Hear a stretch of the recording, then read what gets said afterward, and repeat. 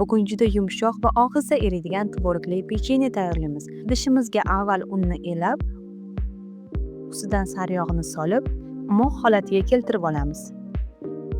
Ustidan shakar va qatiqni solib, yaxshilab aralashtiramiz va qo'lga yopishmaydigan yumshoq xamir tayyorlaymiz.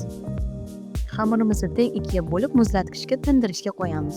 Nachinkasiga tvorog, shakar va vanilini solib aralashtiramiz. Ustidan bir dona tuxum oqini solib, nachinkamiz tayyorlab olamiz. Tingan xamirimizni xuddi shu usulda yoyib, teng o'rtasidan kesib olamiz.